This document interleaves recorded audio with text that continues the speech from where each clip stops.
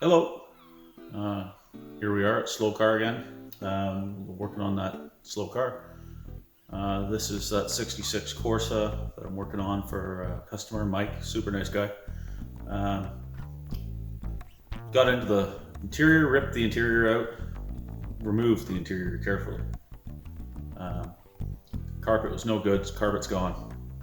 Somebody installed some weird underpadding, carpet underpadding, and glued it all down and tarred it. And thanks for that. I appreciate that because that makes my life a lot easier. Anyway, lots of mouse house, lots of rust.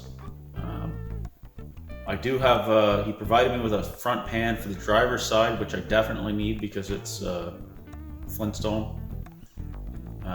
The passenger side needs a bit of work. The inner rockers on the inside of the car are not great. Gonna be some hand fab, some time making some sheet metal pieces that really they don't sell or can't get anyways right now. But metal work, that's what I do. So yeah, I'll get all that sorted out. I talked to Mike, the owner of the car, and he wants it safe, strong, good choice. So we're gonna fix up some rust holes and carry on. And I'll show you what that's looking like right now with all the mouse house in there, and then I'll get into the shop back and clean all that crap out and start stripping it back and see what it really looks like. Hope you enjoy it. So here we are with this 66 Corsa. Yeah. There's the first sign of things to come. This is the, I don't know what this is, what it was supposed to be, that was covering the whole entire floor and had turned into a mouse house. So I stripped most of it. I got to clean the rest out. So far there's 3 garbage bags full of this crap. I got to clean the rest out, scrape it all down, shop vac it all out. Obviously the front floor pan has a replacement pan. That right there is not how you replace a floor pan. You do not get aluminum siding or tin siding off the side of your house and screw it down with self-tapping screws and call her a day, because that's not good. So whoever did that, shame on you.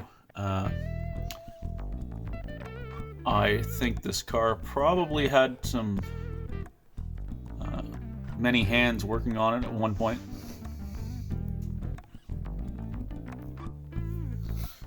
Yeah, so you can see right in there, all that is rotten. All across in there is all rotten. Right, where's my finger? Right there is rotten. The pan will come over all the way into this. Yeah, the back pans aren't bad really. They're there anyway. The seat pan, there's that foam I was telling you about. The seat pan is all good. The center cross piece is not bad. There's a few soft spots that I'm gonna have to dress up, but it's not really that bad. I'll go to the other side of the car and show you the rocker on the passenger side on the inner rocker, which is the worst. Overall, not good, not bad. Just sort of as expected, I guess. Just a little grosser than expected with this foam and mouse crap. Yeah. So here we are. I'm standing on the driver's side, looking at the passenger side.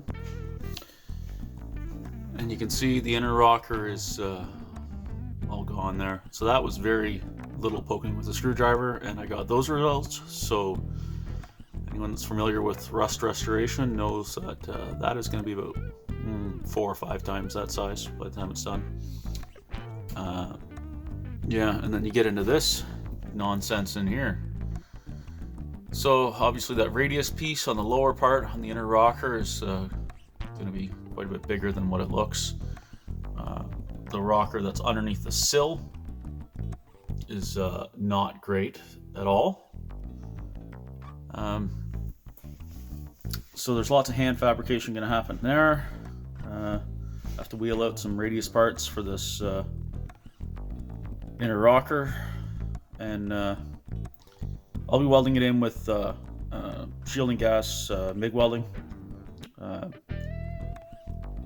You can get away with flux core on the floors. Normally that's not a problem, but I'm not set up for flux core. I don't really care for it that much anymore. It has its places. It's only good on floors in auto restoration, in my opinion. Other than that, it shouldn't even be near a car unless you're doing a muffler or something. So yeah, you can see this is not good. That's not how you fix your floors, folks. Please don't do that. This here, you can see, is crusty, and by the time I get into that and start poking around, this here will quickly come up to here. So I'll start cleaning it up and I'll update you as I go. Well, I've got most of all the crap cleaned out of here and vacuumed out. And now it's time to see what's what, I guess. This here, it's probably not good.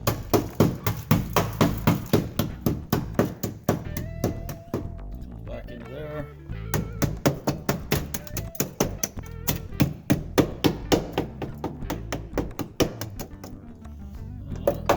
How about up here?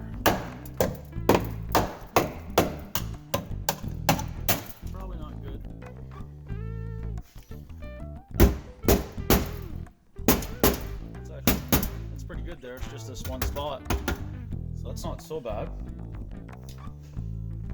Back here, unfortunately, I bet is probably not good.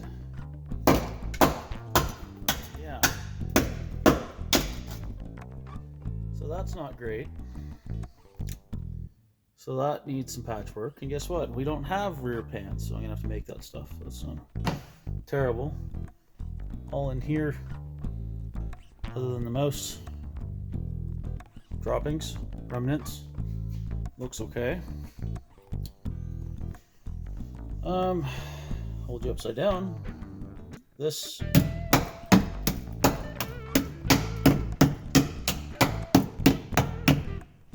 is all not good. Soft there.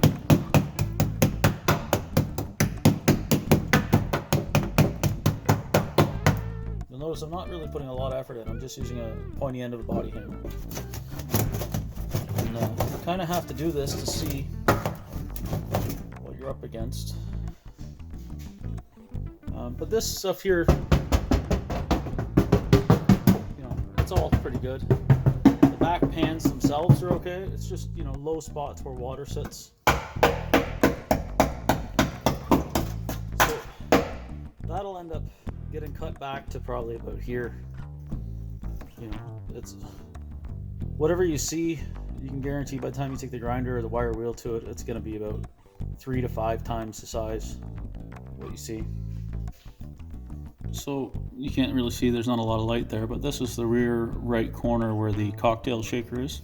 It's a cocktail shaker. That's a ballast weight that's only in convertibles. It's somebody can correct me. I'm sure John Gray can pipe up in the comments, but I think they're probably, what, 40 or 50 pounds a piece? They're crazy heavy. Anyways, they're in each corner for balance, and yeah, so all underneath there, I'm going to have to remove that cocktail shaker, cut all that out, and replace that. So I'm going to leave that till last because it's not as bad of a job, and I can, as long as the engine's still not in here, I can stand in the hole and work at it from there. But I'm going to tear into the worst part first, which is the front floors, and see what I'm into there. So just for a little context, I took out the new fancy Clark's front pan from Clark's Corvair in Massachusetts. I think that's where they are. Yeah, it's not exactly drop-in. Obviously, I got to remove the shifter, and a lot of this gets cut out, and then you use it again. This isn't the right radius for a convertible inner rocker, so that's all going to get cut out, and I'll end up making the piece that goes in there. I'll probably cut here and put this in a couple of pieces. I'll use the majority of it, but there will be some wastage for sure. This is where they're supposed to half lap flanged over top of the other side when you're doing a full floor replacement. That's hit and miss, depends on the state of the current structure of the car. So this hump here actually goes right here. Like I said, it's a nice stamped steel piece. It's a nice product they put out. I'm not really sure how much they are, but they're a quality pan, and just like any aftermarket piece, though, they require work and they don't just drop right in. So yeah, that's what I'm into. So right here on this is the front floorboard. There is a piece of structure that goes across here. You can start to see it if I poke away. This piece here is actually the frame member that's underneath the front that needs some work as well. It's kind of a stamp formed piece that you can see here. So there's a couple of different ways to deal with this. So what I like to do is not what most people like to do. Well, most of the time when I do this, they're way worse than you'd want them to be. So what I do is I just cut each side of the frame structure, just go right down the side of it with a zip wheel or a sawzall or even just a hammer, depending on how bad it is, and take the floor out around it, and then I grind it off later. If you were removing a floor where there was something worth screwing with, you would drill out all the spot welds, because this pan is spot welded to this underpiece. So you would drill out all the spot welds and then remove the pan. I find that it's not necessary when you're doing this, because it's all coming out in pieces anyways, in chunks. And if you start drilling holes in that front structure piece, you'll find that you're going to end up having to repair some of that front structure as well, because if the floor is this bad, and so is that. So that's all I have to say for now. I will start cutting this crap out, and I'll show you what it looks like when there's a giant hole in the floor. I removed that piece of house siding or whatever it was, and so you can get a better picture of what's going on. You can see here that frame piece that I was talking about. You don't really see it spot welded right there, and rather than drill that spot weld out, often what I'll do is I'll take a angle grinder and just grind the weld right off. That way I'm not drilling into the structure. That structure needs some work too, so I'm not sure yet how much, and if I have to remove the piece or if I can repair it in place. But yeah, this is typical of what we deal with in Canada. And although this isn't a Canadian car, this is a car that spent the majority of its time in the States, from what I understand. But I don't know a whole bunch about it, but I do know it came out from the States, I don't know, 10 or 12 years ago or something. But it hasn't seen a Canadian winter. This is not good. Well, there you go.